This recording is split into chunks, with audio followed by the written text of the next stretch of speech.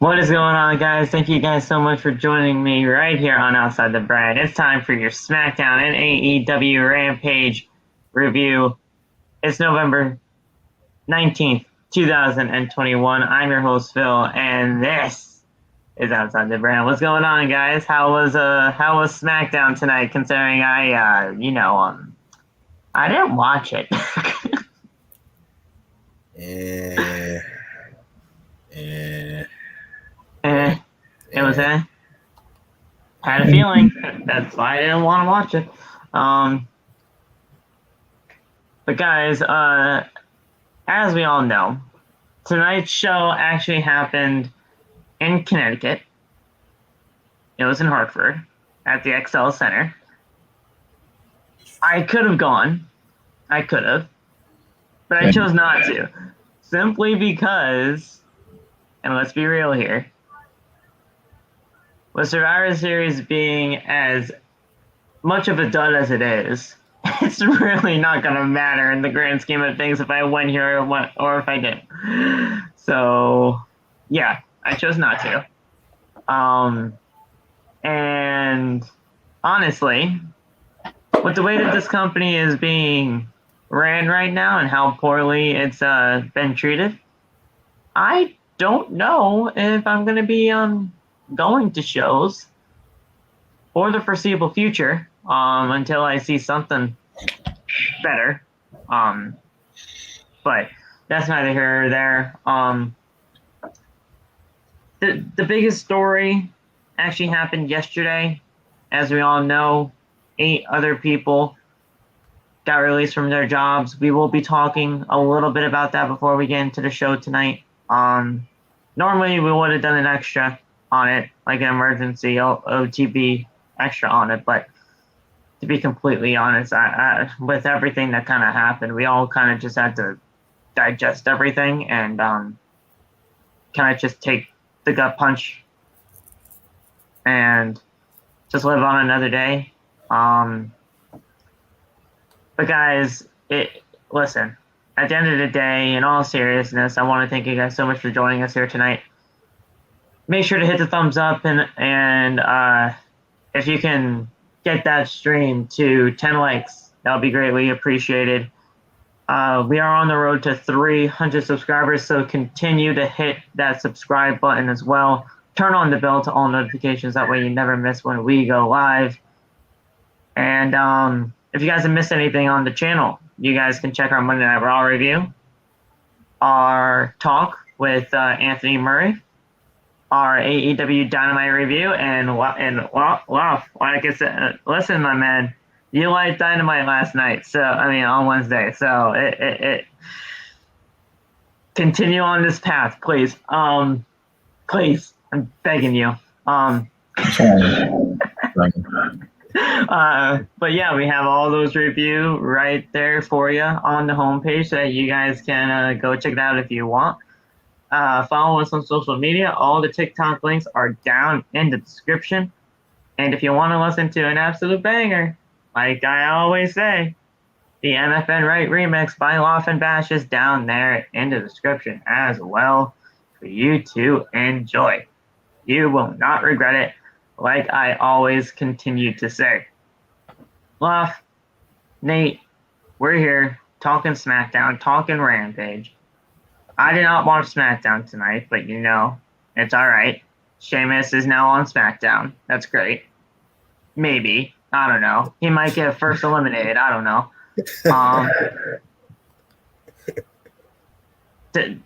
What happened? What happened? Overall, what happened? Because, I mean, I don't think much, to be completely honest. They don't really pack Hartford, Connecticut shows, even though, I don't know, it's located in Stanford. I don't know. Just things happen. What's up? What's up, Phil? What's up, Loft? How y'all doing, man? Y'all doing good? Y'all look like y'all doing good, man. What's going on, everybody in the chat? What's going on? Yeah, SmackDown was okay. Roman had to step on Xavier's Burger King crown and completely break it. So that was fun. It was Did he only legitimately step on the crown tonight? yeah. Is that confirmed? Yeah. That is confirmed. Squish. Yeah. And then it was one match that wasn't really a match because it ended in a quick count, and I was confused. I was confused. Was it the Naomi match? Yeah, I was like, what? Yeah, so, but Because I saw like a gif of Sonya talking to a referee, so maybe that has something to do with it. Yeah. But other than that, Jeff Hardy won. Yeah, cool. Down He was with that. paired up with Drew McIntyre in a singles match. Yeah. That's promising. Maybe, I don't know. But other than that, SmackDown was okay. AEW was good as always. What's going on, Saul? What's happening, my guy? It's the boy. It's the boy. It's your boy.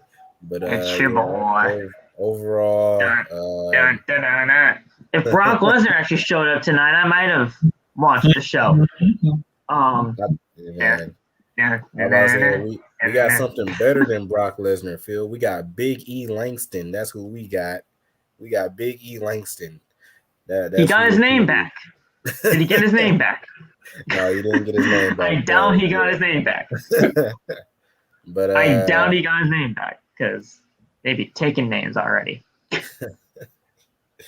They took Garza away from Angel, so man, bro, they gonna turn Mustafa Ali back to Ali, or just Mustafa. It's just gonna be Mustafa. They're gonna take away Ali, and it's just gonna be Mustafa. Man, but yeah, overall, SmackDown was okay. AEW was good, and I don't want to take up too much time, so I hand it over to Loft. No worries. All right, what's up, beautiful people? You know what I'm saying?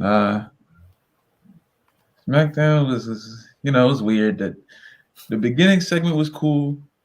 The main event was cool. I don't want to say main event because it wasn't a match. But it wasn't even a main event. The last segment. What was the final match of the night tonight? Jeff Hardy. The Jeff Hardy match, I believe. Yeah, I think. Yeah. Okay. I don't know why I'm asking. I got it right here. Sasha and Shotzi. Oh yeah, Shotzi. That was really good.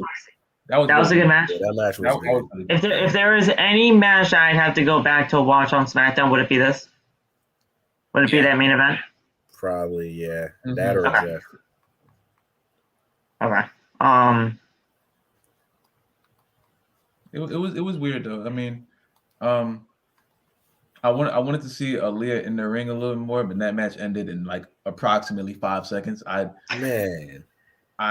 never saw anything like that in my life. I blinked and the match was over, and I was like, okay, whatever. But it was another weird night. It was one of those nights that they continue to show that they only care about what Roman Reigns is doing and whoever's connected to him at the moment. It was good to see Big E. It was good for it. I knew something with the Usos and Roman was going to happen at the end of the show, and it was good to see E somewhere on SmackDown before their match on Sunday.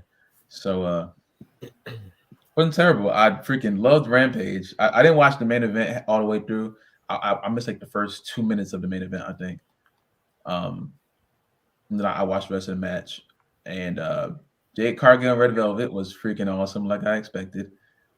And all of you are going to acknowledge my queen sooner or later, so you might as well just do it now. So this is on record now, y'all. He liked 2 AEW shows in a matter of a week. Yes, correct. And to be completely honest, there's only 2 episodes. There's only 2 things of AEW in a week. So he liked AEW this week. Period. like that. That's just it. I'm buying my first AEW shirt too. I'm buying my first AEW shirt. Oh snap! Who you getting? I saw a Jake Cargill shirt this morning. I saw. Okay. Bro, he's converting. Bro, I gotta give me a couple AEW shirts too, bro. Yeah. Yeah. I mean, Josh said it right there. I mean, it's on both of our TikToks at this point. Loth is all elite, and I was about to say yeah, Vince so McMahon wasn't happy. McMahon was oh not yeah, happy. I can't wait to hear from Vince at some point soon. But yeah, guys, we're going to be talking about SmackDown. We're going to be talking about Rampage as always here on the channel. Tomorrow we will be doing our Survivor Series 2021 predictions and preview and prediction show. So that'll be a sight to see. Listen, guys. But before we get into SmackDown, before we get into Rampage, it was a very, very sad day yesterday. We have to talk about it, guys. I know it's not really in everybody's cup of tea right now to talk about those releases that happened, but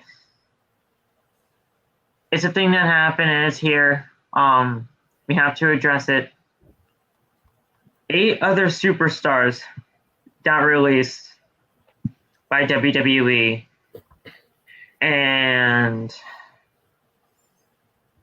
those 8 superstars officially make it 80 superstars in total that got released in the year 2021.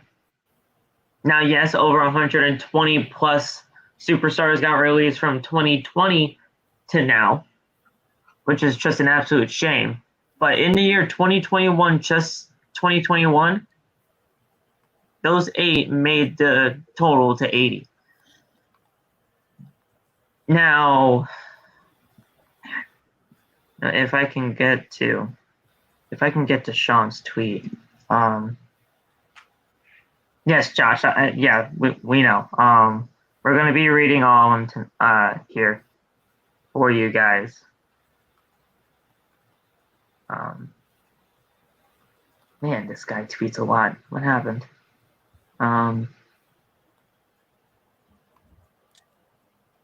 Shit. Where is his tweet?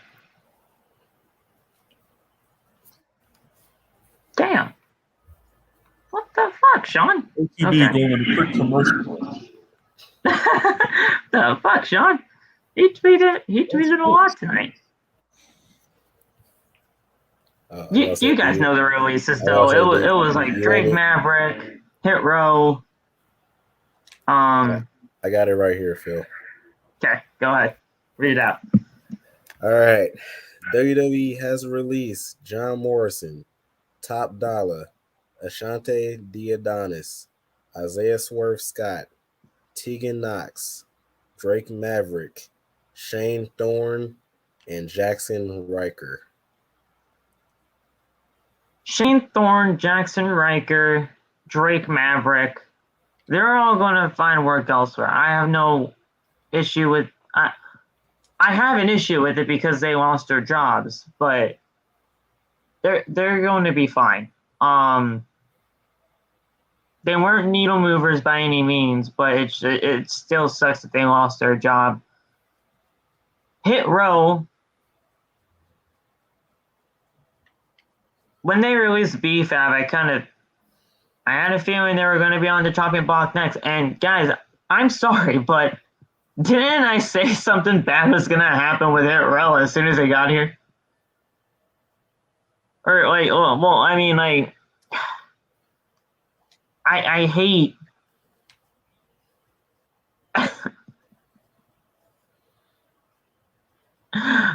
I don't like that I was right on that one.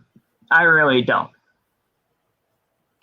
And I don't like just saying, "Oh yeah, I was right. You guys were wrong." But and I'm not even saying that. It's just WWE did not care about Hit Row. They didn't. And this was the proof of that. John Morrison was just meditating backstage. There you go. And Tegan Knox, I mean, The only thing that was holding her back were the knee injuries. And once those knee injuries happened, Damn. I don't even know, man. I don't even know. These 8 releases just flat out suck.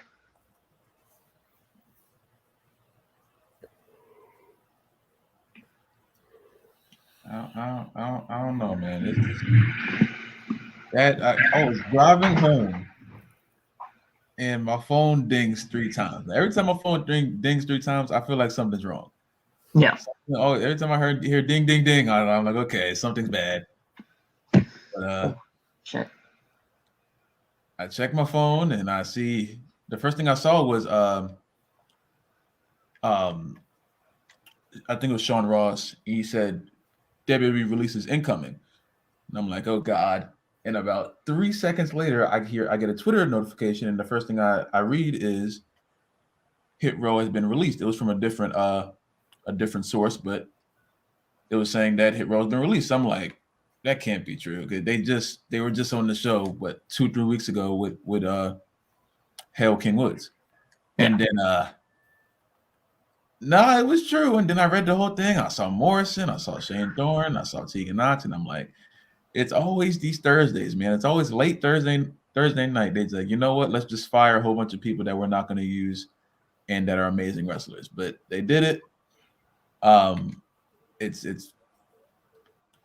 honestly, if we did a podcast last night, I don't know if I would have gave my best performance because I didn't feel like talking about it. It just hurt because when I first got back into NXT, the first picture I saw was Hit Row. I was like, oh, these guys look cool. I don't know who these guys are. I didn't even see their promo. I just saw them posing. I think I used the same picture on my TikTok. It was their first debut, and they posed in front of the ropes like they always do. And that was the first clip I saw. Someone posted on Twitter like, these guys are cool. And I was like, okay, let me start watching NXT again. And that's where it started. That's where obviously before the rebrand, but that's where it started for me getting back to NXT. I'm like, these guys are cool. And just to have that just taken away from you that fast, and like how all of them to me had something to offer to the company, while some might have been better talkers than wrestlers and vice versa. You can't have one without the other when you have teams like that. You can't. Right. It was already weird when BFAB left because her name and her voice was literally in the theme song. So once they took that out, it just everything was off in the first place. So I was hoping for the best, hoping that they would try to do something for him, and unfortunately, we didn't get that for whatever reason. But yeah, I mean, everyone else except John Morrison, that also threw me off because I remember when Morrison was drafted to Raw, and I was like, the only thing he needs to be is drafted to SmackDown. You can easily put him back in the IC Championship picture because that's what he was his best at, having feud with Jeff and Ray and whoever else during that time. And that was like, for me, that was when I first started watching SmackDown. So Morrison was a mainstay at that point. The Starship Pain was one of the most protected moves around that time. You were not kicking out of the Starship Pain if you hit it, you know. And it's like now he's meditating on Raw and getting less than 5 minutes on the show, and it's just ever since Miz went on Dancing with the Stars, they're like, yeah, we're not going to use Morrison anymore. And these past few years, the only thing they really used him for was putting him in the Royal Rumble so he can find a way to not eliminate himself because he was just great at that. But that's the only thing they're using him for. That I feel like they haven't really put much effort into him unless Miz was there. And I don't think he deserves it at all. So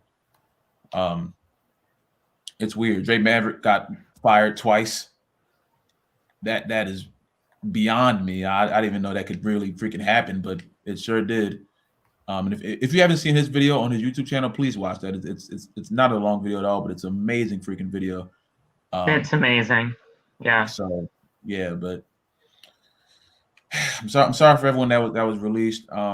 After these 3 months, I want to see everyone wherever they go, and make WWE regret ever releasing you. To everyone released. If I wasn't the biggest fan of you or not, it doesn't matter. You had a place in this company, and they don't know what they had. So go to AEW, Impact, New Japan, wherever the hell you want to go, but make it worth it, you know. So, and I'm hearing right now that a ton of wrestling promotions are interested in Isaiah Swerve Scott. So he'll find work easily because Isaiah is fucking excellent. Adonis, I've seen some of his stuff in Ring of Honor. He's a great talent, so I have no issue there. And Top Dollar, I mean, before I even saw him in NXT, I saw him in the NFL kicking ass as a nose tackle. So, he can do whatever because he's great too. But Nate, it just hurt when you saw the rest of Hit Row go, and not even just them, but everybody else too. I mean, Tegan Knox. I mean, what a fucking waste of talent. Well, no, she's not a waste of talent. What a fucking waste of WWE just saying, hey, just because of your knee injuries, you're gone now. I mean, that's just A, wrong in so many levels, and B, you just can't. She has so much potential, and they didn't use her to any of it, really. Man. Yeah. These releases, man, is like really getting out of hand. It is really getting out of hand. Yeah, Loft was the one that told me and everybody else about it. He was the one that called our group chat, and he said emergency, and I was like, oh man, I thought it was something else, like family emergency or something like that. And first thing you say, Nate, Hit Row got released. I'm like, oh. So then I hurry up and go to Twitter. Then I see the releases: John Morrison, Hit Row, Tegan Knox, Jackson Riker, Drake Maverick. I'm like, oh man. And what was crazy was I was actually when I was live streaming on TikTok, I was actually talking about John Morrison coming back because somebody asked me what happened to John Morrison. I'm like, he's not on TV right now. I said because The Miz is on Dancing with the Stars. They were supposed to have a storyline built up with him and The Miz. I said he'll be back on TV when The Miz come back. The next thing you know, he's gone. So, and then like you said, Tegan Knox, yeah. What messed her up was the injuries, her knee injuries. But yeah, these releases is getting out of hand, and they keep saying that it's for budget cuts, bro. These are not for budget cuts. There is no way that these are for budget cuts, man. So, but like I said, I hate that everybody lost their job. Like you said, Phil, they're all going to end up somewhere, but it sucks. It sucks. It really do. So,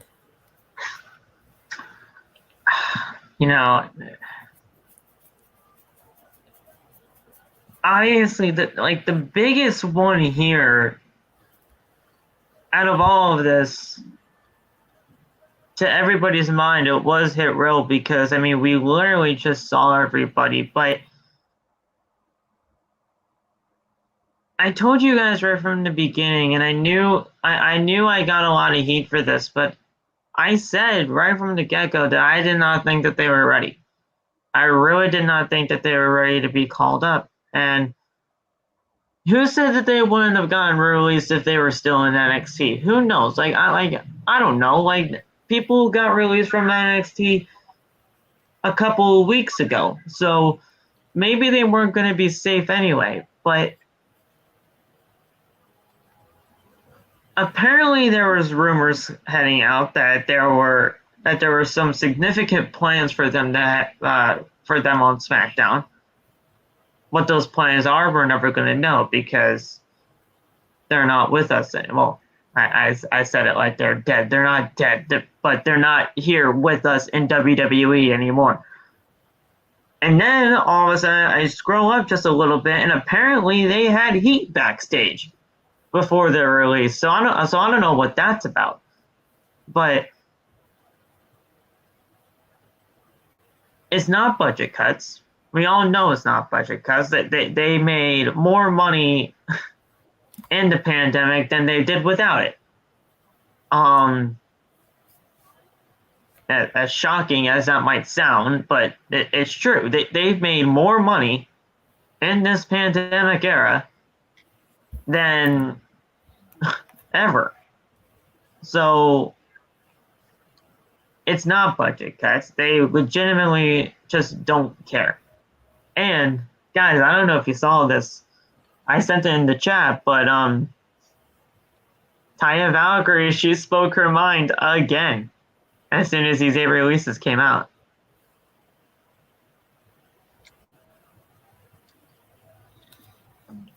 Yeah, I saw that. I mean, I think she said to stop supporting WWE because of how they treat their superstars, and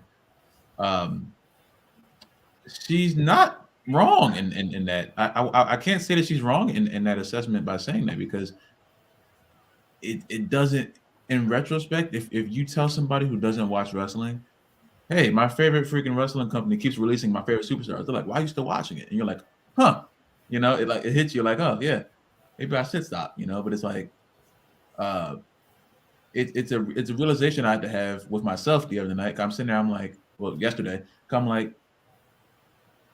I will never fully give up on this company, just because I don't think I honestly have it in me. As much as they get me angry, as much as they make me want to stop watching, as much as Raw is one of the worst times of my life every freaking Monday, I don't have it in me. It's not. I don't have it in me to just stop, because it's been such a part. It's been a part of my life for so long, Yeah. And it hurts seeing something that you loved so much continuously show you that they don't love you the way you love them, Right. And we gave this. Well, I'm speaking for myself, but I think I tried to give this company unconditional love since I was 7. I've given this company 11, 12 years. I mean, it's just like all the money I spent on action figures and tickets to shows and merchandise and hours of my life just watching, just sitting in front of the screen watching, and memories that I can never take out of my head because I'm a freaking wrestling fan. I can never fully give up on that, as much as they continuously slap me in my face and say, we don't care, budget cuts, So it's like, it's a hard thing to deal with. If you can give up on them, I guess you're stronger than me, but it's just like, it's really hard just to see stuff like this happen. And I think most wrestling fans had that thought in their head when they were younger, like, oh, I want to be a wrestler, I want to go to WWE, because like that's like the main goal. Because for a long time, WWE was the main spot, WWE it was the only, it was the only place that was mainstream. Yeah, a lot like Impact was mainstream, but that was like, it was mainstream at a certain time. Yeah, it had its audience. Yeah, it had its audience and it had its moments. Yeah, and it's like, I'm when I first started watching TNA, and it was like everyone knew a John Cena, everyone knew a Randy Orton, everyone knew. And you didn't really have to be a wrestling fan, but people like that were household names. A lot of people didn't know freaking Amazing Red, A lot of people didn't know. And it's a shame because he's freaking awesome. And it's like they really made themselves so mainstream over my whole lifetime. It evolved from being a wrestling company to just being this entertainment juggernaut that, as much as you want to keep supporting them, they keep continuously show you that they're no longer what they were when you were older, And I had the thought back in, I don't know when they changed the logo. I think I sent it to you on the group chat today. I don't know when they changed the logo from like that like rugged WWE to like the scratched up logo. Yeah. And it was like, as soon as they changed that, as soon as they like changed the little graphic they showed at the beginning of the shows, as soon as they started to change stuff, it was like that was like the beginning of the end, because that was when they started to like just evolve into something that I don't even recognize anymore. It doesn't feel like the company I grew up on. It doesn't feel like the times I spent just laughing and crying and screaming at my television. It doesn't remember that anymore. It just looks like it looks like They changed the logo in 2015. yeah, 2015. Yep, that was a weird period of time. But like, so I really do understand when people like, I'm not watching this company anymore. I'm going to AEW. I'm going Impact. I'm going here and there because the essence is still there. You know, Yeah. The professional wrestling aspect is still there. And now I see how WWE refuses to say the words professional wrestling. They refuse to say the words wrestler. They're just all sports entertainers. They're all actors. They're all this and that. And it's like, it's not the same. And it's heartbreaking, honestly.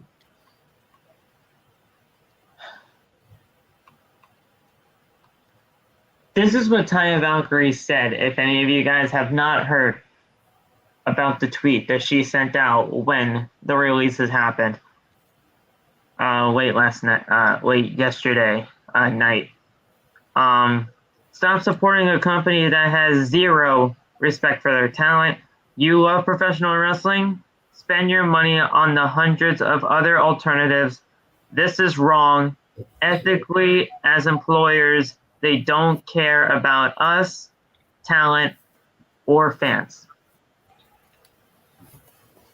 And then she continued on saying in a different tweet, as she was replying to some, she wasn't replying, but she just sent out another tweet saying, I said what I said with the shrugging emoji.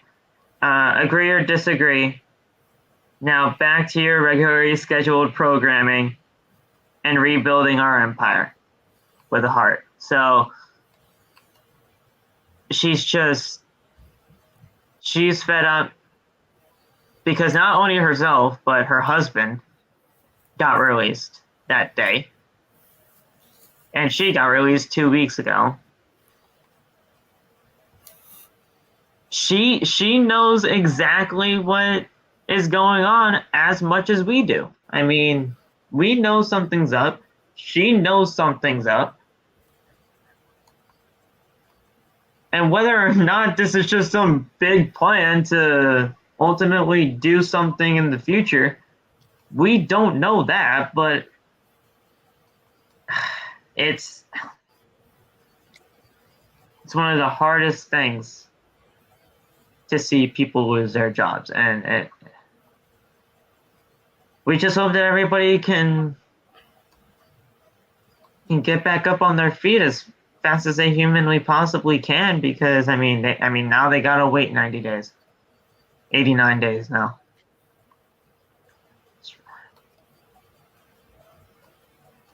It hurts. It just hurts. It hurts. But yeah, thank you guys for sticking with us through that. We'll talk about SmackDown now. We'll talk about Rampage. We'll get off that subject. But guys, I mean, you guys are pretty much taking the reins here tonight for the SmackDown part. But from what I heard, I mean, did we start with Roman tonight again, as we usually do? Technically. We did? Yep. Okay. Let me get into this. Okay, so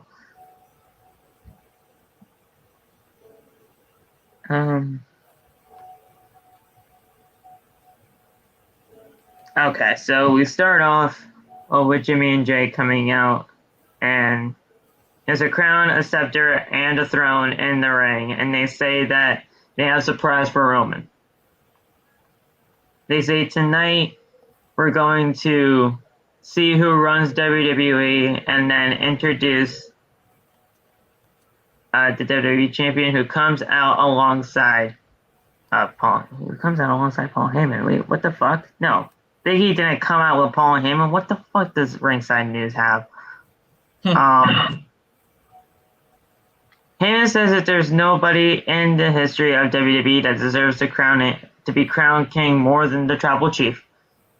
And he knows that in his heart that everyone in the arena agrees the distinction of king doesn't belong to Xavier Woods. And it's sure as hell, and he sure as hell will never belong to Brock Lesnar or Big E. Roman takes the microphone from Heyman and asks whose idea this was. Heyman and Usos point to each other, and Roman says, "This is a joke." He says that he doesn't give a damn about the crown, and he doesn't need to be acknowledged as that. He tells the fans to acknowledge him for his hard work. Roman says the only reason he took the crown last week was because he can. Just then, Roman was interrupted by Xavier Woods. Xavier says Roman has the property of the king, but things don't make him a king. What makes him a king is knowing you're doing good for the WWE Universe, and Roman was a king.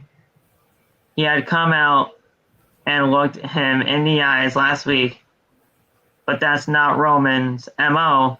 He challenges Roman to come out without the Usos and go one-on-one. Roman laughs and asks if stuff doesn't really mean anything to Woods, then stands on the cape.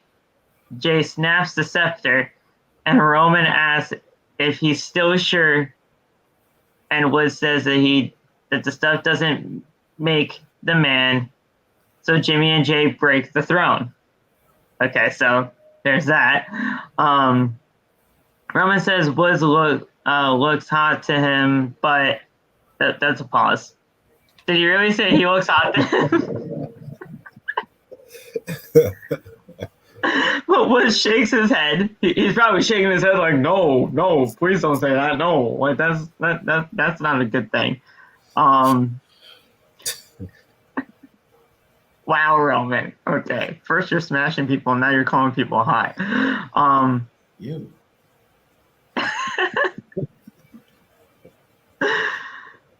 Roman takes the crown and aims to stomp it, but Woods rushes in the ring and Usos attack.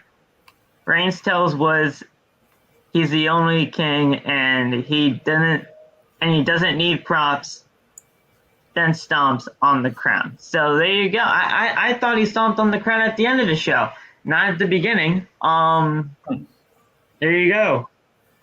King Woods is hobbling backstage and he's stopped to have an interview. Woods says that he wanted to challenge Roman to a match tonight, not get beat up. Regardless, everyone knows the Roman Empire wasn't built in a day, but it will fall tonight. So there you go. I mean, Roman destroyed everything for the crown and for King of the Ring. So there you go. Cool. Why not? Yo, I was so mad at this. I'm like, bruh, why did we go through the whole King of the Ring tournament if you were just gonna have Roman come in and just say, "Nah, I'm the king now"? Like, it's just like it didn't make much sense to me. And then like the literal like destruction. I remember when Jay, I think it was, he put his knee through the scepter, and I'm like, what is that scepter made out of? I'm like, there's no metal that he's ramming his knee through it. I was like, well, wait, how strong are his legs? Because ain't no way in the world he just snapped through any kind of strong are his legs. Well, I don't know what kind of scepter they got, but that, I mean, it was a weird segment for you. I don't know how I don't know why they're going this angle with this. I mean, I think it was a good way to round it off at the end, but definitely this first few minutes was just like, why are we doing this to Xavier? You know, why is this the direction we're going in for this? But yeah, the whole destruction of everything that Xavier had as far as like his King of the Ring stuff, it was kind of weird. It was kind of stupid, and it looked stupid last week when he had the crown, and now it's like they're overdoing it. You know, Now it looks even worse, and now they're showing us again that they only care about what Roman Reigns is doing, and no one else cares. So even the literal king of the ring.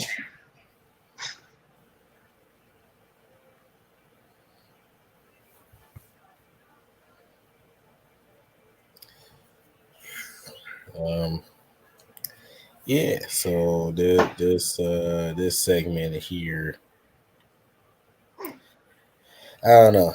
This segment here, yeah, it was kind of pointless. Like Loft said, like, why would you have Xavier Woods win and then Roman just come out? Forget all that. Stomp on the Burger King crown, break it, and then Loft was talking about the Uso breaking the scepter. Yeah, I was thinking the exact same thing. Like, yeah, that's most definitely not made out of metal. I thought it was made out of metal. We just snapped it. You know they don't put that much investment into these props. What do you guys mean? What did they make it? That was the most nuts visual to me. I'm like, ain't no way. He said, snap. I'm like, oh, okay. Cool. But they legitimately probably have Burger King crowns in the back. Like that's exactly probably what it is. It's just wrapped in WWE wrapping, just to make it look pretty. Oh man, but yeah, I don't know. Let's continue. I don't have nothing to say. It sounded like a fucking ridiculous segment. I mean, that's what I'll say. I mean, I usually like Roman stuff. I do, but then when it gets to this, unless Xavier gets a match with Roman for the Universal Championship at day one, this means nothing. This means nothing if he doesn't get a title shot at day one. We have a fatal four-way to determine the final spot in SmackDown's team for Survivor Series. Sheamus, Cesaro, Mahal, Ricochet. I'm pretty sure this was a damn good match because Sheamus is a great worker. I was about to say that match was actually pretty good. Yeah. Cool. It was cool. Cesaro's a great worker. Well, gender's gender. And Ricochet is very underutilized. So I'm pretty sure this was a damn good match. I might have to watch this one and the main event of the show when I go back and watch it. But from what I heard, this was not bad.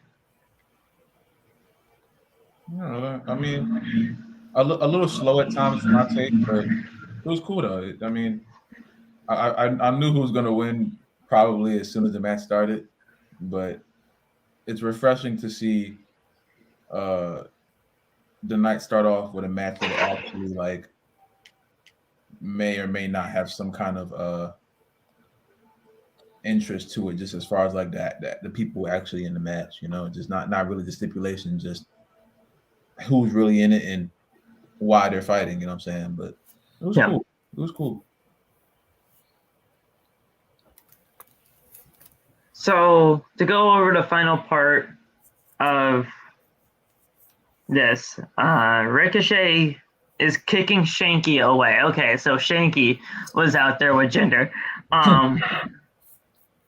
Then kicks Cesaro a few times and hits Mahal with the recoil. Ricochet goes up to the top to try to hit it, and he actually did hit it. Okay, he hit a 630.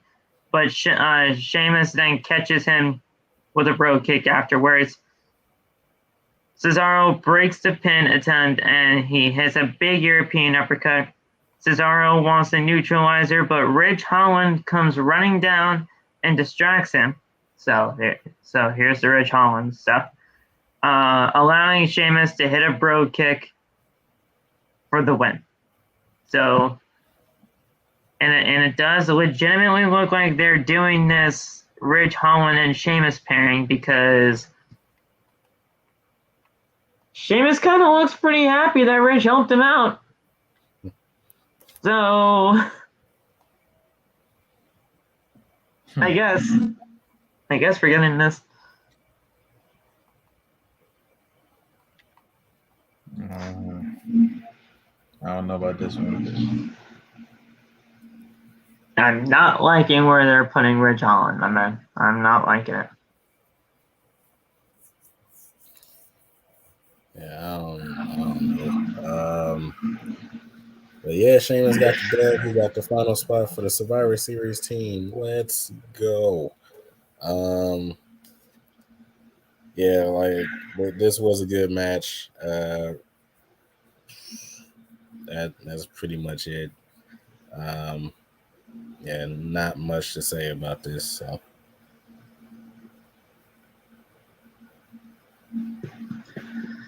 I want to know why in the hell Sheamus acted like him and Rich were best friends since birth. I would like to. That was weird. Yeah. He tapped him on the chest like 6 times during the backstage interview. It was really weird. They were way too happy to be near each other. I known him since he was a kid. I was like, why are you so smiley? He just yeah. I think that's actually gonna happen pretty soon. Jeff Hardy is backstage for an interview, and he talks about his excitement for Survivor Series. Okay, Jeff. My dad.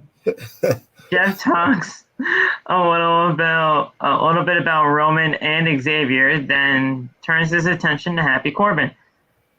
Corbin and Madcap appear and tell him some terrible jokes. Awesome. And Adam Pearce appears and says that he wants SmackDown to win for some reason. But didn't he say on Raw that he wanted Raw to win? That's exactly what I said. I said that in my live. I was like, I'm so confused. I said that in my live, and I was like, because I even rewinded it a couple times. I'm like, did he really just say that? So then I rewinded it, and I was like, he did say that he wanted SmackDown to win. I'm like, okay. I'm confused. I'm like, you were just on Raw saying that you wanted Raw to win. Now you want SmackDown to win. So I'm like, I don't know. I didn't get it. So he says that he wants them to settle their differences out tonight before the match actually starts on Sunday. So he books Hardy versus Madcap for tonight, and Jeff pretends to laugh like Moss. So, all right. So let me get this straight.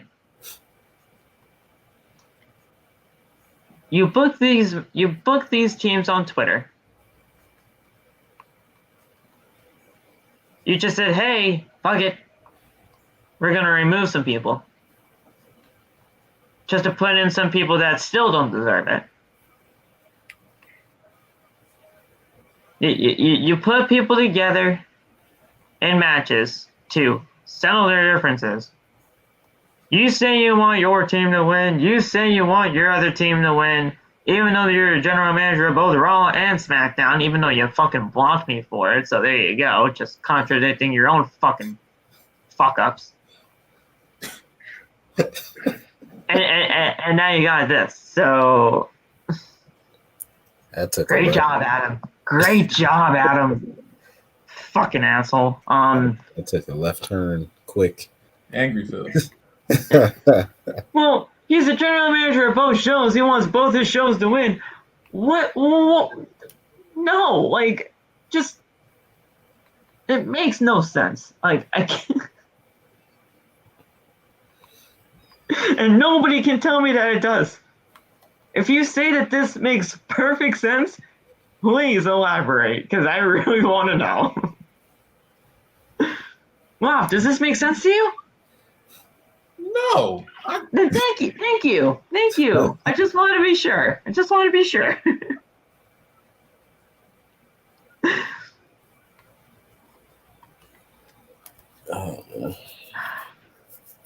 Like, I know Sonya's even worse, but believe me. Yeah, she's terrible. My God. Yeah. But yeah. But Adam was the one that blocked me, not Sonya. For calling him for calling him the general manager of both Raw and SmackDown. What are you now, bud? What are you now? Sheamus and Ridge Holland are interviewed backstage, and Sheamus says that winning almost brought a tear to his eye. Okay. Ridge says that Sheamus inspired him to help bring him to WWE, so he owed him. Sheamus put his hat on him, and he says that they're going to the bar. Cool. We see a lengthy video package of Charlotte versus Becky Lynch, which will take place on Sunday for Survivor Series. Yeah, so apparently Ridge Holland and Sheamus are best friends. Woo! Nice. Great job. And now they're going to get drunk. Awesome. Oh, man. Now they're going to get drunk. Now they're going to get drunk. Naomi and Aaliyah take on Natalya and Shayna Baszler. Oh, God. Yeah. Why the fuck did this match have to happen? Yeah, we're going to skip this one. This match probably lasted longer than 3 seconds. Man. Four. God. Like, 4 seconds. It lasted 4 seconds. What Look at that. is this?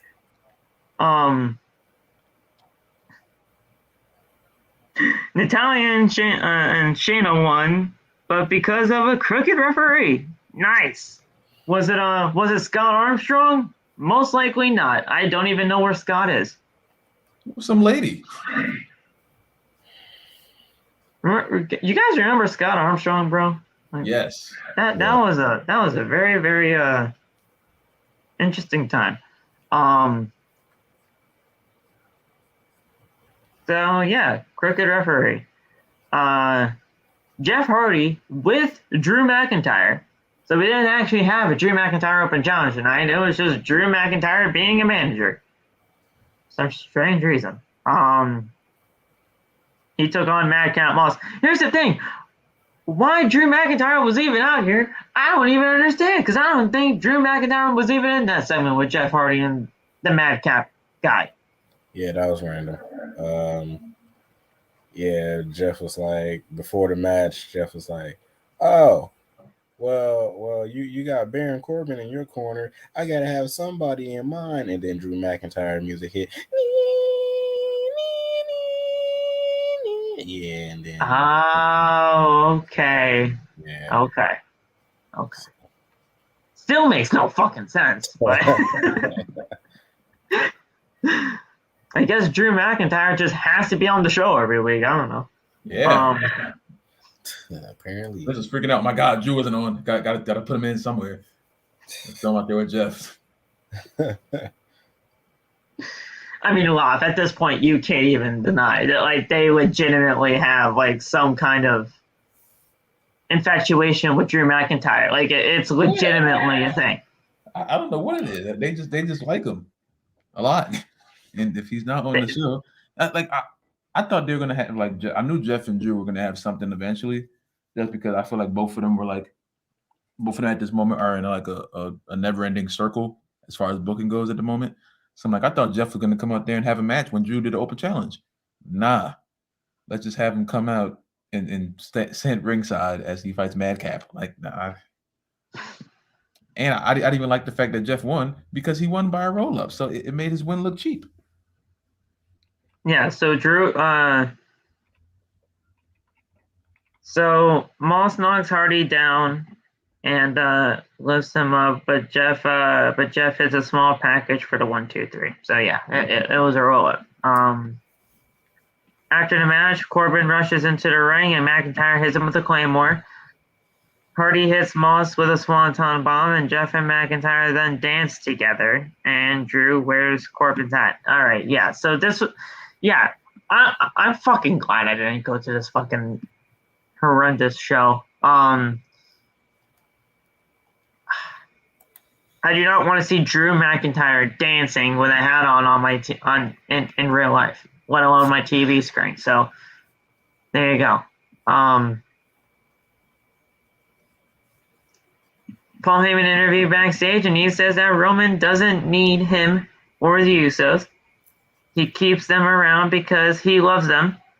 But as far as Xavier Woods is concerned, there's no love lost, and his challenge for tonight is accepted. We'll see. Shinsuke Nakamura with Boogs takes on Angel with the walking El Humberto Carrillo. This match probably didn't even need to happen either.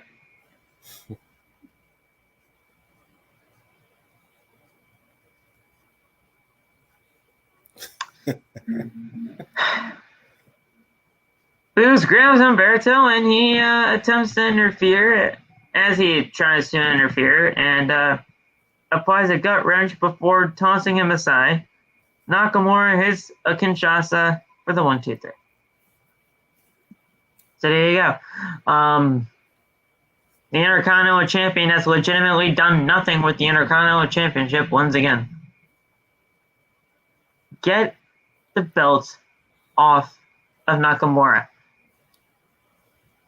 But then again, whoever beats him, whenever that possibly can be, they're just going to do nothing with the championship again anyway. So it's just going to be a never-ending cycle as the Intercontinental Championship continues to lose prestige every single week.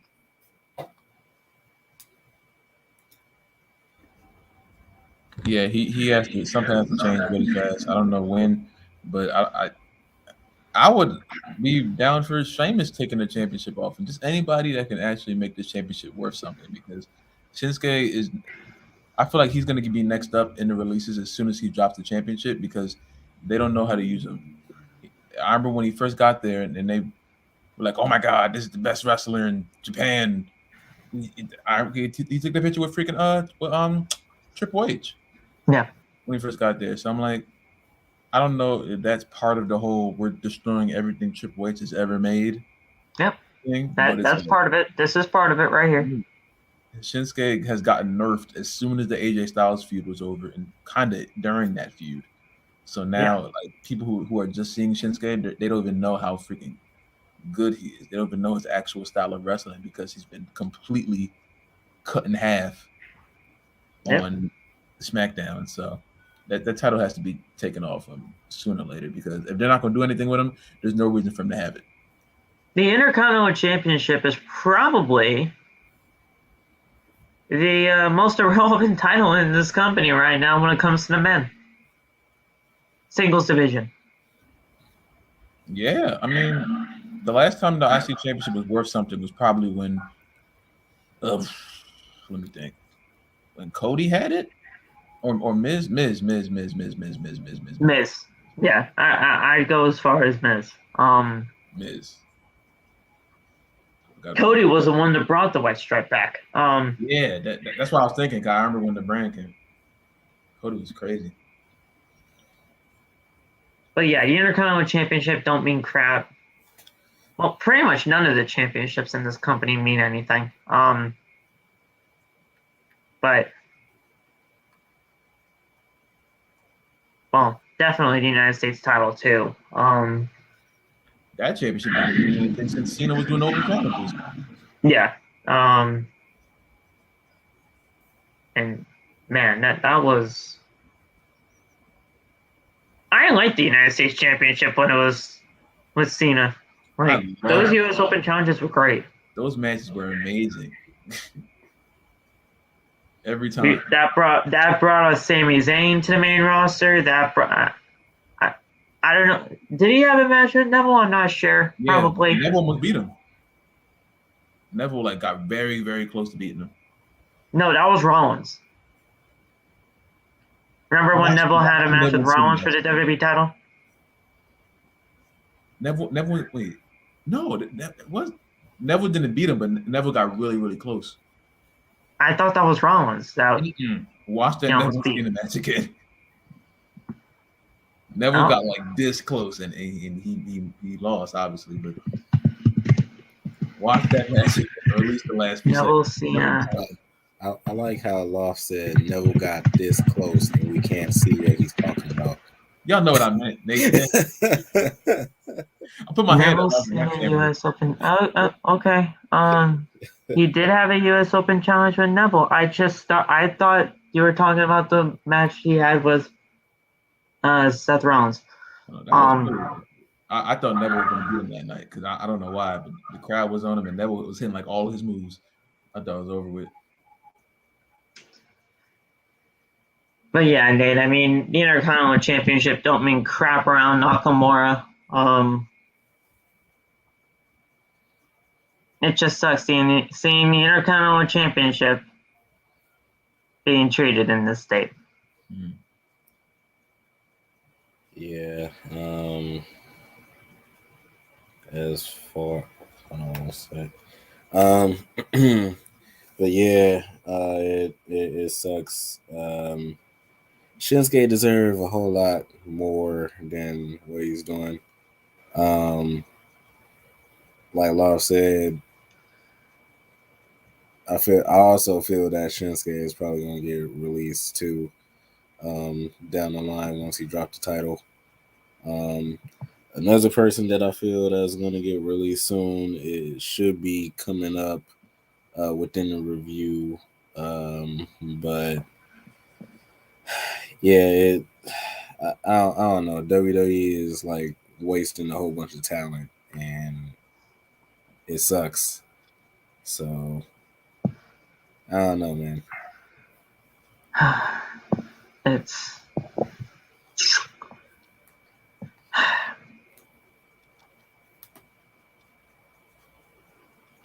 so. Before we had the match with Sasha and Shotzi, they played a video package of Shotzi's heel turn on Sasha, and she says that they need to be teammates this weekend, but Shotzi interrupts her and calls Sasha a spoiled brat, and she doesn't forget being screwed over. Bing says that if she had a dime for every time a rookie tried to make their name using her, she'd be rich. Well, actually, she is rich. Okay, so she probably said that. I don't know. Bing says that she's the blueprint and the leader of Team SmackDown, and Shotzi's about to find out why. So then they had the match after a commercial break. This match was probably pretty good. Shotzi's a very good worker. We all know how great Sasha is. Shotzi goes out to get her back, to get Sasha back inside, then lifts her up, but Sasha counters into a crossface using her leg instead of her arm and makes Shotzi tap out. Was it just a... So she didn't... Was it pretty much a bank statement then? It was a bank statement. They call it a crossface here, but I mean, which is pretty much a bank statement at the end of the day anyway. But all right, Sasha gets the win. Shotzi loses already in this heel run.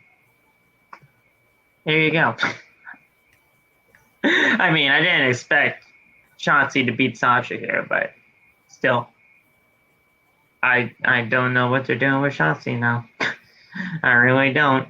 You turn her heel for some strange reason, and now she's here already losing.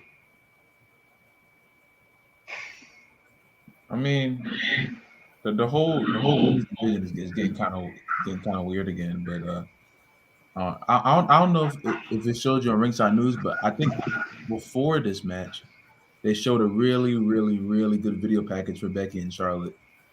Yes. It was really, they told us about it. Yeah, it was really freaking good. I might actually have to watch this show. I don't want to, but I might actually have to go back and watch it. I mean, it's worth it. Or at least the good parts. At least the good parts. Yeah. Just to see what happened. I mean,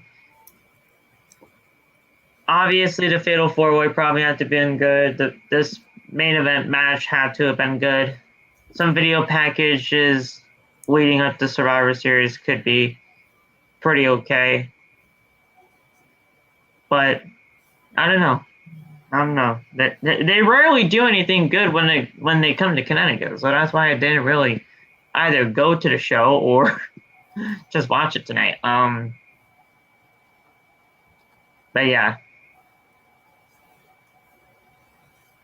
But I like the work of Sasha. I like the work of Shotzi. We'll just see where it goes. They have to team up, so we'll see how that dynamic works out. After the match, Sonya Deville comes out and motions for them to make amends. So Sasha lifts Shotzi up and holds her arm, then spins her around and hits a bank stand. And Sasha leaves laughing, and Deville is unimpressed. So there you go. So what the fuck happened just here? What happened was so what happened was Sonya Deville came out, ordered Sasha and Shotzi to make up. Yeah. Sasha stuck out her hand. They shook hands, and all of a sudden, Sasha hit her with a backstabber. It wasn't a bank statement. Oh, okay. Cool. Yeah, hit her with a backstabber, and then walked off laughing. Looked at Sonya. Sonya was yelling at her like, "Why did you do that?" And that's how it cut off. But like, you're contradicting these heel and face turns. Not you, but WWE. Now, I don't know. They're also confusing me because they're also confusing me because now it looked like Sonya wants SmackDown to win too, and I'm like, bro, like which team do y'all want to win? Like y'all can't have both teams win.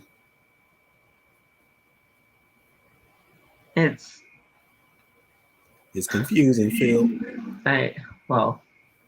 This entire Survivor Series is ridiculous. Hey, that may be true, Josh. That may be true. Oh yeah. I can agree with that. Even though Extreme Rules is regular rules, yeah, I can totally agree with this. Regular rules. We saw a vignette for Xia Li in the form of a comic book, which was probably looked really racist, and I'm not even gonna lie. Just seeing these pictures right now, I don't think that that they should have put it in this way.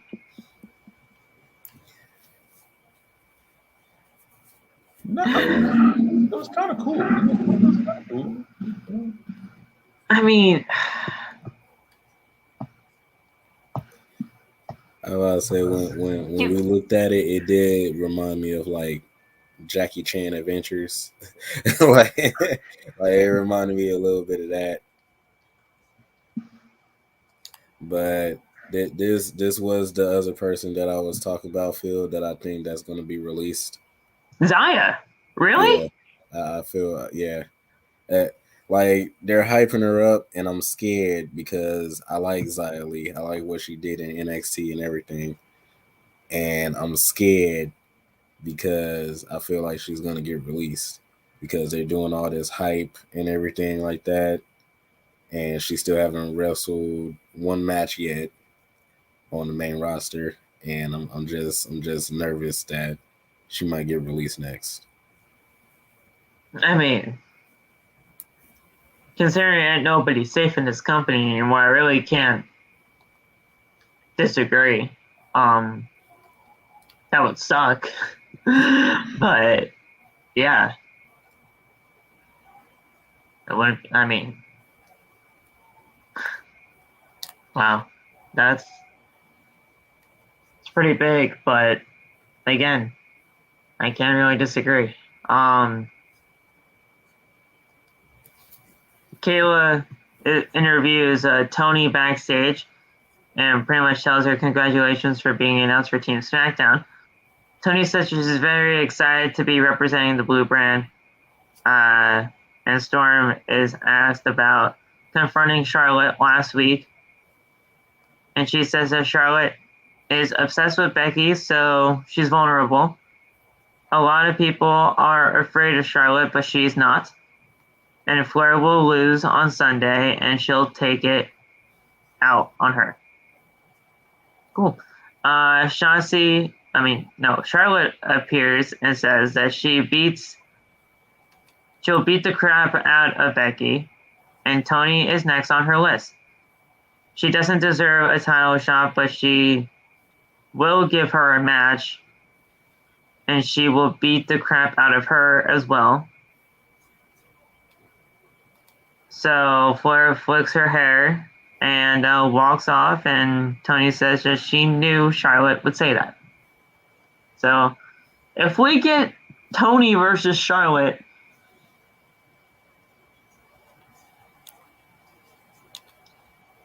Tony's great.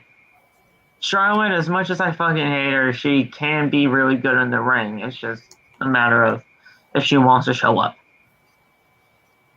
So if she wants to show up that week, I think we could probably see a good, an okay match between the two. I just hope that it's not as bad as a lot of people might think it seems. Even though Tony will most likely lose that match when it does happen. Which sucks, because Tony is fucking great.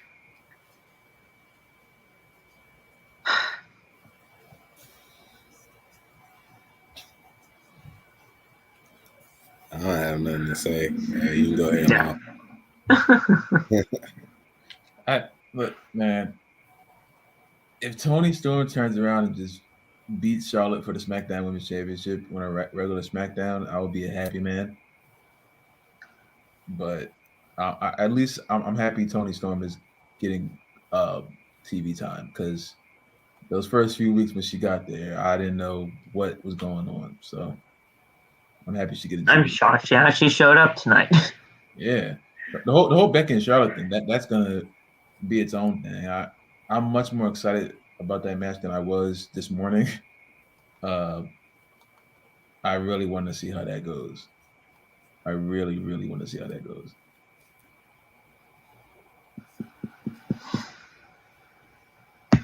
We come back from commercial break with Xavier Woods. He's coming to the ring and he gets on the microphone.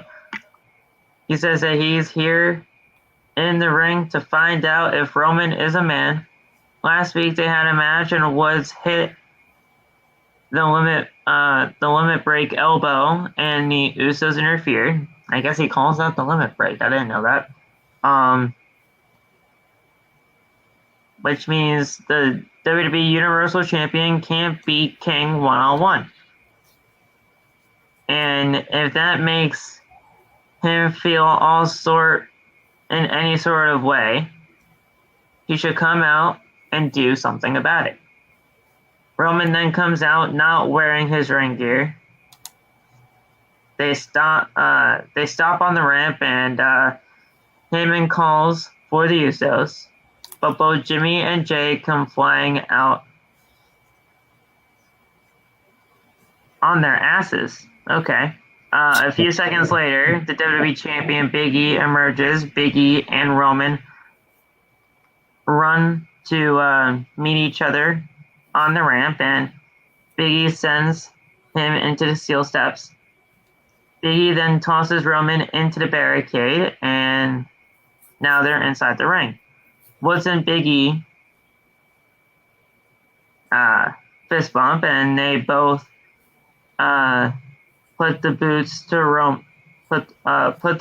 Roman in the ring when Heyman screams for help.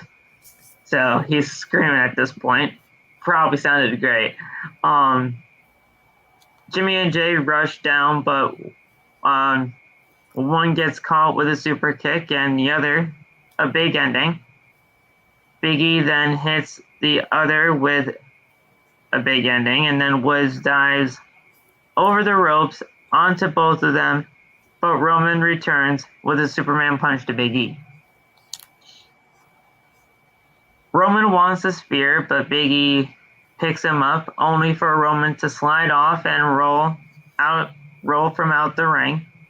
And Reigns and Heyman retreat with Big E posing in the ring with the championship. So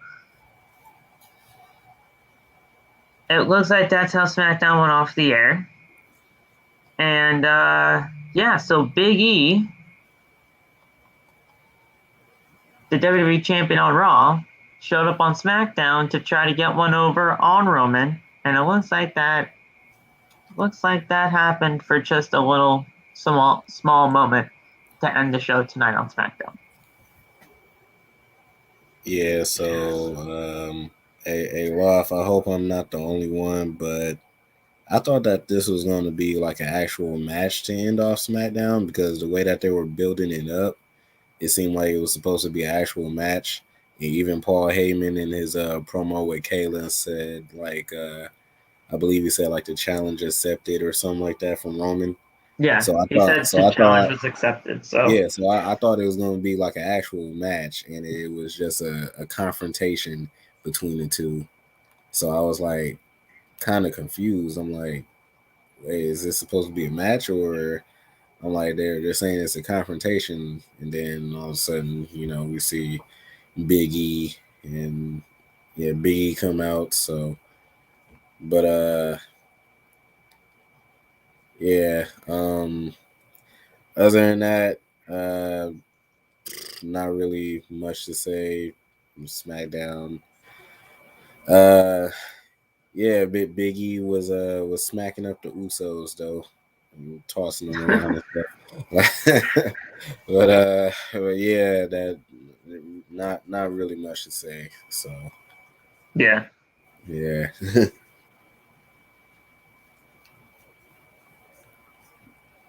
Yeah, that I mean, I didn't know what to think was gonna happen when he said a challenge accepted. I was kind of hoping they didn't do a rematch, because I don't like rematches.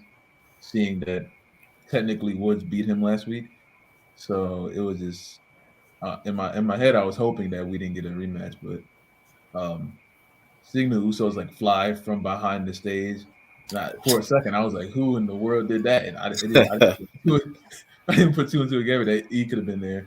But that was a really good way to end the show. Who the fuck did that? The first one flew. So I was like, yeah, that's definitely E. I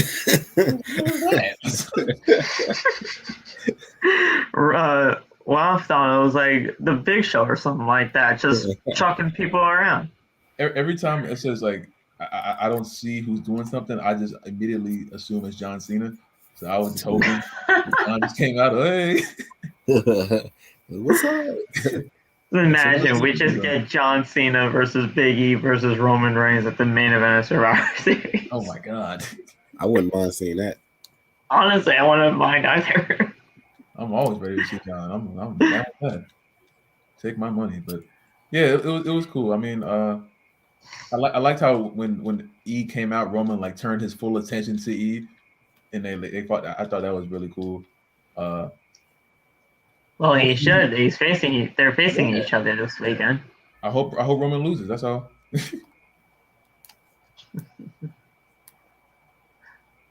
But yeah, guys, that's it for SmackDown. It was in Hartford. I didn't go. I didn't go. Because, well, that's what we got tonight. I would have loved to see my tribal chief, but the thing is, I can see him at any other point of the day. Because I can just look up any Roman match I ever want. And there you go. We can move on now to AEW, as we have Rampage. And of course, the latest AEW results that they got was Dynamite on Wednesday. So now I'm going to have to figure out where the fuck to look for. Well, I know Winter is coming for AEW.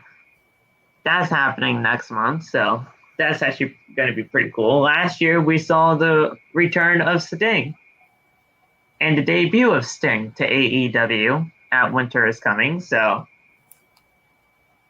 what's going to happen then? I don't know, but it's going to be great. Maybe Wyndham just comes out of snow this time, and we see Wyndham Rotunda. But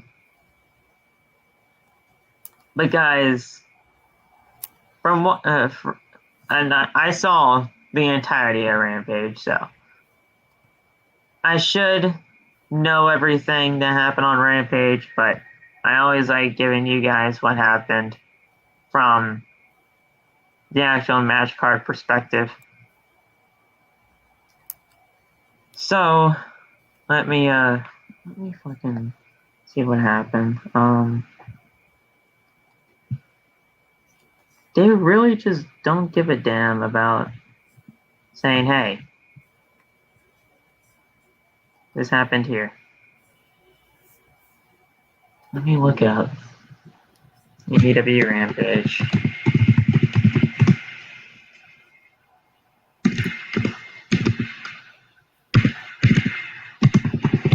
There we go. And here we are. So, we have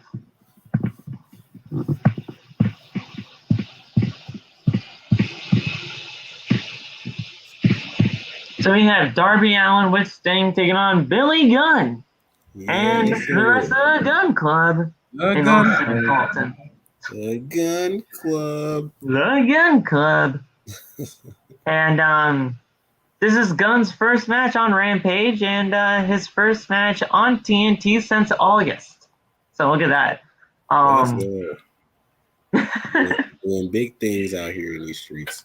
Look at that. Gunn walks up with Darby Allin and then lifts him up to the top rope and taunts him by patting him like a kid. He throws Allin across the ring, and Allin wanted to do another walk-up. Gunn dares him to try to test his strength with him, but Darby slaps the piss out of him and then drops kick Gunn. So there you go. And that's exactly what this article says, so I just did not make that up. It legitimately says slaps the piss out of him. So there you go. Allin rolls to the floor, and Gunn follows him out and throws him down the ramp. Gunn gets in Sting's face, and he tosses Allin back inside the ring. And Gunn put the boost to Allin, but then drags him back out and slams him onto the floor. Gunn tosses Allin back inside the ring again, but then when he gets back inside the ring, Darby Allin drop kicks him. And Allin goes for a tope suicida, but Gunn sidesteps him, and Allin slams into the barricade. So, Allin moves and hits a flipping stunner, followed by a botched code red, it seems. And a coffin drop, but Gunn kicks out at 1, which was insane. I don't understand why you have to kick out at the count of 1 for the coffin drop. Roman Gunn. Roman Gunn. Wow. Allin hits a second coffin drop and gets the pin for the 1, 2, 3. So there you go. Darby Allin gets the win via a coffin drop. And there you go. I mean, if Billy Gunn was gonna be Darby Allin, I don't know what I would have done. I really don't. I did not see Gunn winning this thing at all, and I'm glad that he did. Yeah, this match was good. Billy Gunn can still go, man. Billy It's Gunn can Mr. still Ass go. Man. Man. It's Mr. Ass Man. Man, D Generation X Hall of Famer himself. But Mr. Ass yeah, Man. yeah, man, you can still go. I was about to say that one toss where Billy tossed Darby out the ring and he slid and like he looked like he landed like directly on his head and he was just like standing there. I really got scared like watching it. I was like, because he wasn't moving, so Yeah. I cringed at that moment too. yeah, I was like, is he really okay? Like he's not moving at all. Like what's going on? Darby does not give a single fuck. Man. And somebody in my live stream said that he was Jeff Hardy Jr. But man, I was about to say that this was a good match to start off AEW as always. AEW always have good matches to start off. But yeah, man, Billy Gunn can still go at his old age. So What'd you think of all this, Loff? I mean, Darby Allin, even though he took the L to MJF on Saturday, he had to get a win back. So I guess you give him to Mr. Ass Man and you let him work. Yeah, I'm happy Darby won. Billy Gunn looks weird, so he looks like the most out-of-shape guy I've ever seen in my life. This weird. I hate seeing old guys all shriveled up and ripped at the same time. It's like buff ass raisins and shit. It's like it's weird, man. Billy, like he, like you said, the man's ripped, but he's Feel like a combination of Brock Lesnar and Ric Flair. That just look nasty. He's all sweaty. He's walking around, calling himself Mr. Ass. No, go sit there, sir. And he's like 6'8", so he looked extra weird. There was a whole bunch of weird shit. Darby had to win this. I was not standing for Billy Gunn beating him. I wouldn't like that. The man is 58 years old. Yeah, why is he running around with oil on his chest? He's 58. 58. And he, I mean, he's still doing the whole Mr. Ass Man thing. It's just he can't actually say it. Gunn's son, Colton and Austin attack Darby after the match, but Sting cleans house, and Gunn chop blocks Sting and beats him down, and that was it. So I don't know what's happening. We might get the Gunn Club versus Sting and Darby Allin in the future. It's very sad that you pretty much have a match of the year candidate with MJF, and then you're just kind of feuding with the Gun Club. So I don't know what's happening here. I hope this is kind of a one and done thing, and we can move on with our lives. But there you go. Backstage, QT Marshall challenges CM Punk to a match in Chicago next week on Dynamite. Good luck with that, QT.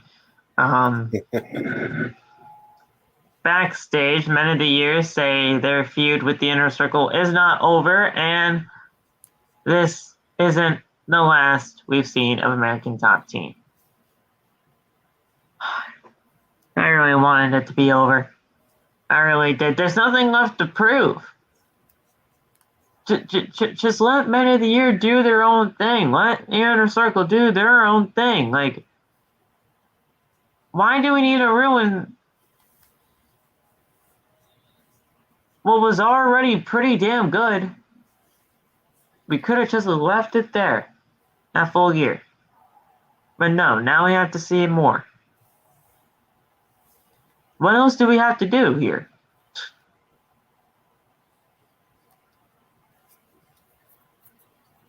You can go ahead, Locke. You got nothing to say about this. I don't know much about this. I just saw Scorpio Sky, and I love Scorpio Sky, so anything he says is true. I was Everything that you said was true. I like him. I just don't know what else we have to prove here between Men of the Year, American Top Team, and the Inner Circle. Like, I really don't know what else we need to do here. I thought this was over. Well, they said it wasn't, so Yeah, it's not. So I guess it's not. I guess that's just me being an idiot at that point. It's gonna last forever, Phil. The Fight Forever thing is really gonna get some. Fight Forever is gonna take it. It's gonna take the whole other different level. TBS Championship Tournament quarterfinals match between Jade Cargill with Smart Mark Sterling versus Red Velvet. Stir it up. Oh yeah. Red Velvet is fantastic. Stir it up.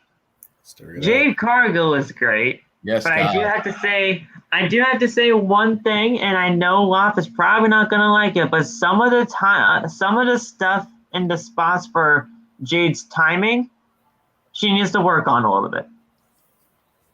No. There are some instances in this match, to me, I felt, to where she was either not in the right spot at times, or there were just some things where it just seemed a little out of place. Did anybody else see that, or was that just me trying to be a little bit I'm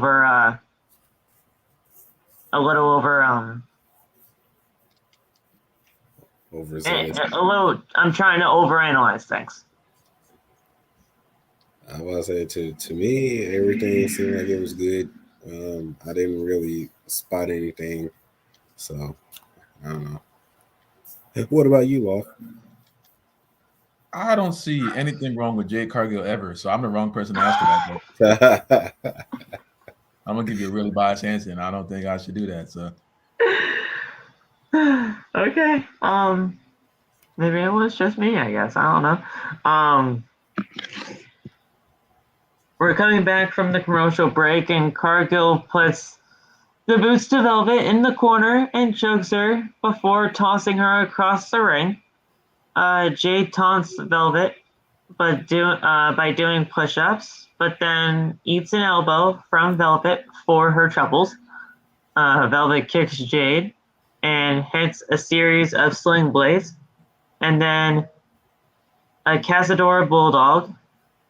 Velvet charges at Jade, but Jade leapfrogs her and then hits a pump kick. And then Jade goes for Jaded, but Velvet counters into a sloppy backslide for a 2 count, and I admit it was pretty sloppy. Velvet hits a spear for another near fall, and Velvet goes for the final slice, but Jade moves and hits the Jaded for the 1, 2, 3. So Jade moves on, and Loff is a very, very happy man. yes, I am. That was very good. I thought there was a spot in here. I thought they drove it won. It was a really weird count. I think the commentator thought she won too. It was like a really quick roll up, and I thought it was over, and I screamed. But yeah. I got really scared for a minute. False alarm. Y'all will have to acknowledge her sooner than later. She comes CBS champion. Yeah. So Jade will face the winner of Jamie Hayter or Thunder Rosa. After the match backstage, Thunder Rosa says that she will beat Britt Baker's other stooge and will become the first ever TBS champion. Her and Hayter face off in the quarterfinals on Dynamite this coming Wednesday. So there you go. we cut to Tony Schiavone with CM Punk. And Punk says that stakes are always high in your hometown. And he says that Marshall can bring all of his buddies with him, but it won't matter because he bit off more than he can chew. So there you go. It's pretty much set. CM Punk said it. We're getting that match on the Thanksgiving episode of Dynamite between himself and QT Marshall. So there you go. A vignette recaps the drama between Bryan Danielson and the Dark Order with Hangman. It was a great segment on Wednesday. Absolutely phenomenal. And Bryan Danielson's a heel in AEW, which I freaking love. And then we have Mark Henry interviewing the Super Click and Jurassic Express. The Elite bitch about Jungle Boy trying to end Matt Jackson's career, but says that he and Fish will put an end to their stupid charade tonight. Jungle Boy says that the first Bobby Fish match he ever saw, he won. And Christian says they beat the shit out of them at Full Gear. He's going to bring his friends with him tonight to pick up a chair. And then we had the main event of the night. But before that main event, we got announced that Loft, Nate, Winter is coming, 2. And it's happening on December 15th. My bad. I just remembered one of the first things I watched Sting debuted, and there was snow coming. I was like, why is there snow? That was Winter is Coming 1. That was the first Winter is Coming. Okay, cool. So, obviously, with these special episodes, a lot of things can happen. Debuts can happen. Returns can happen. Winter is coming, y'all, and somebody's probably going to appear out of the snow once again. Last year, it was Sting. This year, it could be somebody completely different. We don't know, but Winter is coming on December 15th. I'm ready. I'm always ready for a surprise. Pretty sure we know a couple people that could show up on AEW any second, but yeah, always ready for a surprise. So, Love, by that initial statement that you said that somebody was coming out of the snow and it turned out to be Sting, this is not going to be your first ever Winter is Coming event, it seems. No, that's one thing I remember. I just remember watching Sting. I was like flipping through the channels, and during that time I was very, very little into watching AEW, but I saw snow coming from this guy. I'm like, who the hell's that? And I was like, oh, Sting. Oh, that's cool. And I watched him. I forget who he beat up, but I forget too. It was a year ago. I watched it. I was like, oh, look, Sting. And then I watched the rest of the broadcast, and that might have been like the last thing they showed before the broadcast went off television, but for the night. But I distinctly remember Sting coming out the snow, and I was like, that is very freaking cool. Yeah. It was very cool to see Sting back on TNT, pretty much where it all started with him in WCW. So it was a very cool moment.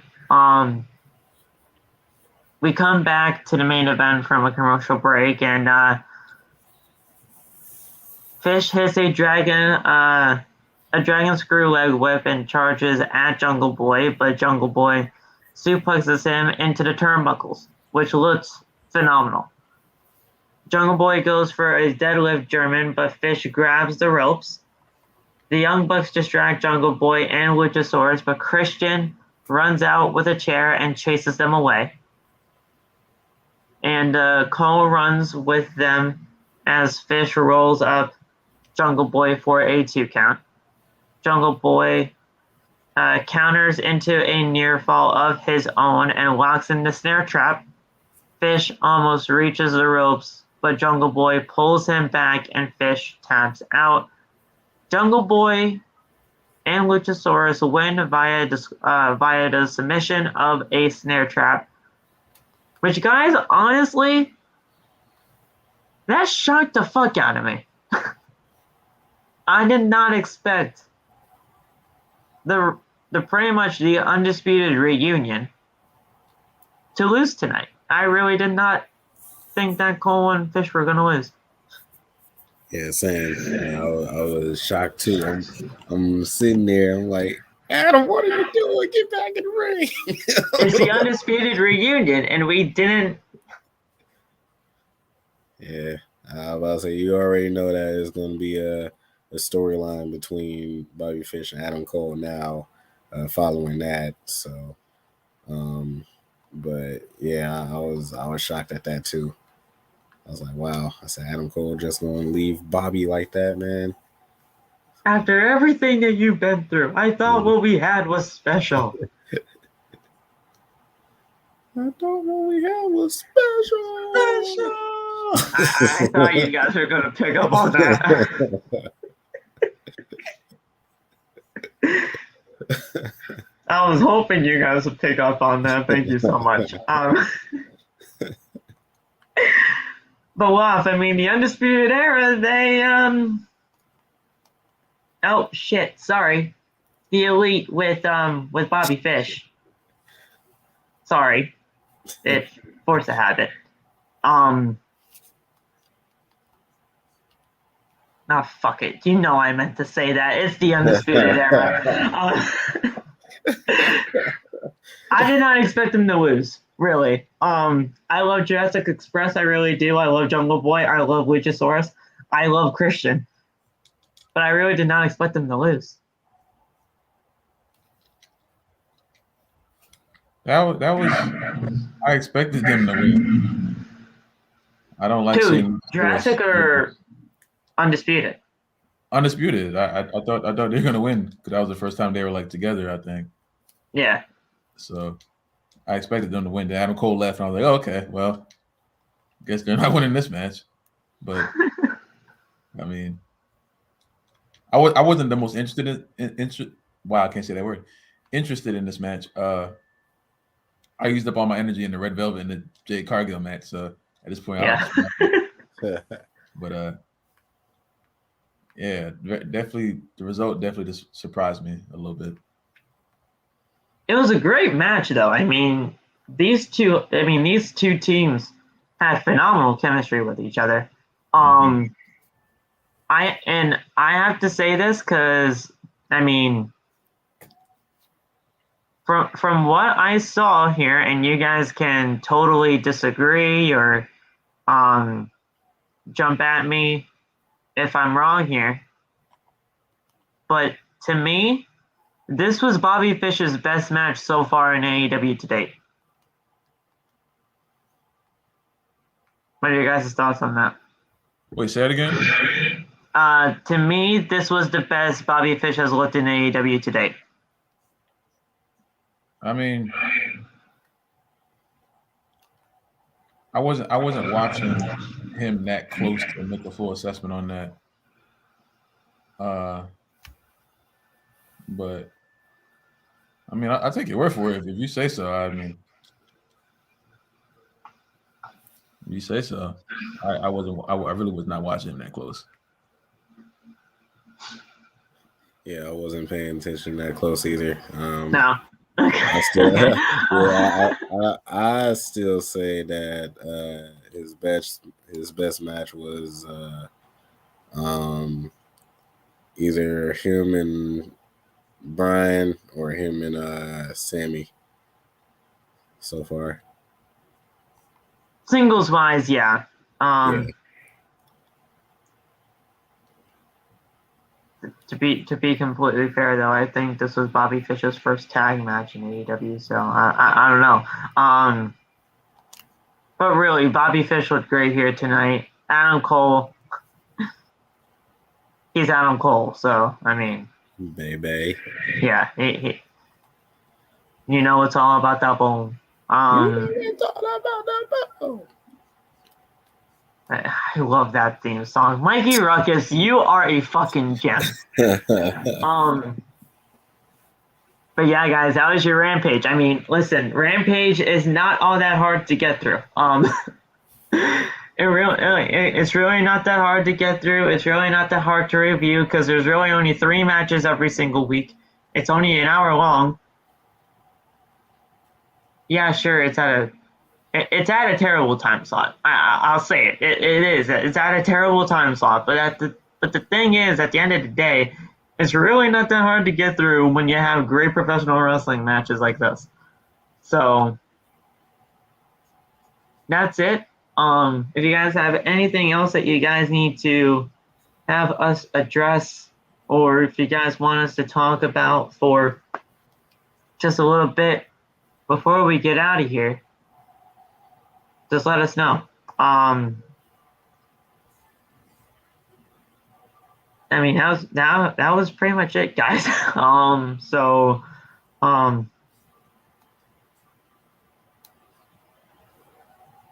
We did talk about the release of Phenom at the beginning of the show. Just know, everybody here thinks that it sucks, and we hope that they find work elsewhere. Isaiah is already getting, well, he can't get actual offers yet, but he's already had major interest in pretty much any other wrestling promotion that's out there in the States. So he's obviously going to find work as soon as the 90 days are up. And everybody else, we just hope that they can find the work that they can. So just want to say thank you for your support, Phil. No problem, Josh. We're all here to support in any way that we possibly can for you guys, and yeah, so continue doing you, my man. And she feels a lot better. That's awesome, man. That's awesome. That's awesome. I'm so glad to hear that.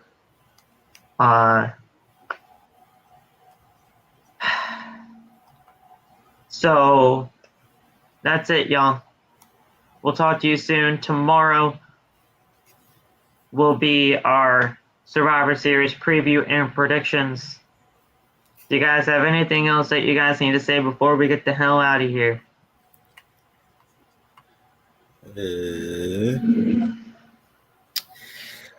Yeah, man. Thank you guys for joining the podcast. As always, Josh, I believe you told me that yesterday on the live stream. Glad that she's doing better. Once again, still praying for you and your family, bro. Yes. All the best. As far as everybody else, praying for you guys as well. You know what I'm saying? Hope everybody stay in good health. COVID is not a joke.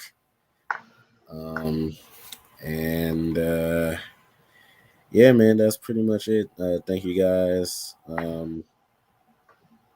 Yeah, that's pretty much it. Go ahead, Loft. Take us out. All right, man. You know what I'm saying? Look, everything's right in the world because Jade Cargill got one step closer to becoming your world universal TBS heavyweight champion of the world. I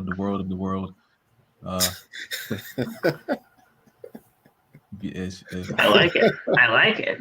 Not on the train right I like now. that a lot. On the train. When the train leaves the station, you're gonna be left there. I ain't gonna lie. I ain't gonna take any bandwagons. You ain't leaving me. No, you with me. All of y'all with me. I'm talking about everyone else. Good. You know Good. You acknowledge her now, or you acknowledge her never. So I got my ticket on the Jade Cargill train.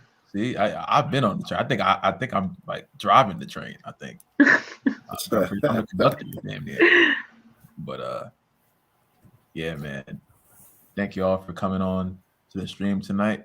I'm also happy to hear about Josh. I'm happy that your mother is slowly recovering or quickly recovering. I'm not sure the speed, but she's recovering, and that's the most important thing. So happy she's at the hospital. Hope she's feeling better. Hope you are feeling better, and all your family and stuff like that. And I'm happy that you took a time out of your life to come and watch us talk about wrestling for damn near 2 hours. So appreciate that. And y'all do your homework and put your socks on and shit like that. You know what I'm saying? Eat your breakfast tomorrow and tell your loved ones they're your loved ones. And It's important. Acknowledge Jay Cargill. Word. You didn't hear me the first damn time. Because love, what is it? It's that bitch show. There you go. We'll talk to you guys soon. Talk to you guys tomorrow. Guys, if all goes according to plan, the rebrand happens tomorrow. Oh yeah. Yes, sir. If all goes according to plan, it happens tomorrow. We'll get the new background. We'll get the new logo right on the top right of the screen. And if you didn't know, turn those cameras on, boys. We gotta do this together in honor of them. Okay. All right, hold up. Now you know. Real shit. Made me so sad. Hero. Made me so sad. Oh. Made it so sad, but hey. Listen. They touched us, and they'll always have a special place in all of the WWE Universe's hearts, even if Vince doesn't want us to have that. That's right. Just stay together and stay strong, Hit Row, please, because it's in the words of Ashante the Adonis, the details are crucial. There you go, Hit Row. We'll see you guys tomorrow. Peace out. Now you know. Talk to you guys soon. Peace.